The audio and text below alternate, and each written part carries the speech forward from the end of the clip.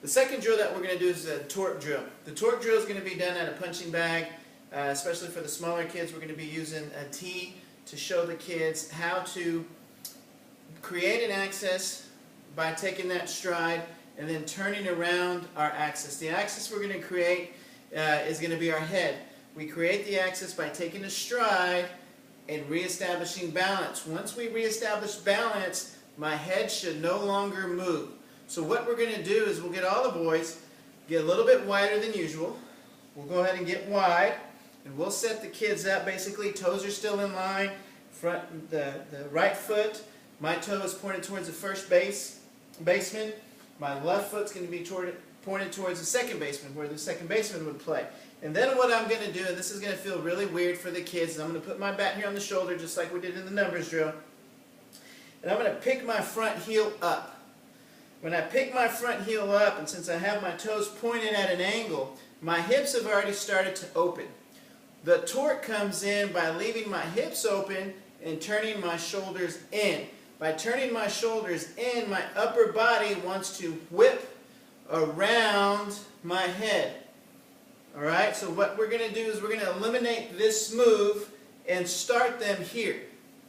This is a very important drill. Anytime we do practices or lessons, all the kids will start getting into a torque drill so they can really understand what that feeling is like. So what we do is we get their bat on the side of their shoulder, just like we did in the numbers drill.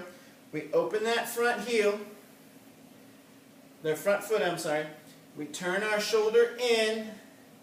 We're looking with their head on the ball, and when we put that front heel down, again, equal and opposite, we're going to bring the back foot up, and my head is not going to move.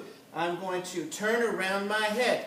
So, if somebody were to throw me a ball, I would be right here, and then I would go to 3. To 3. So, connect the dots is the main idea here for the kids. To get the bat to go from my shoulder would be the first dot. The second dot would be the ball, and the third dot would be my other shoulder.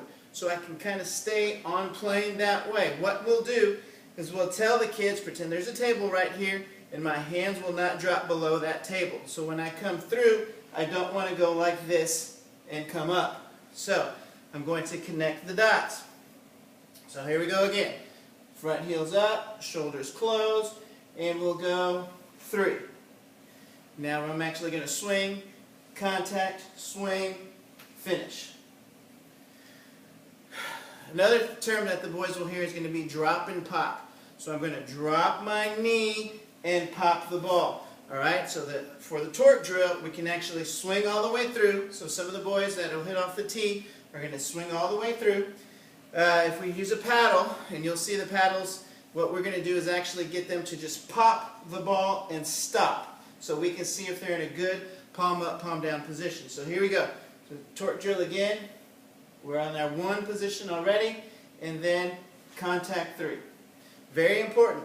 Turning around my head, contact to 3. Notice how my front knee is not going to bend, because if I bend it, my head moves, and there is nothing to turn around, so we don't hit the ball hard. So the drill, what they need to know is if you can at least get them to this point, that's going to be good. So here we go. Here, 1 to 3. 1 to 3. And that'll give them a head start when we start doing these drills next week. Thanks a lot.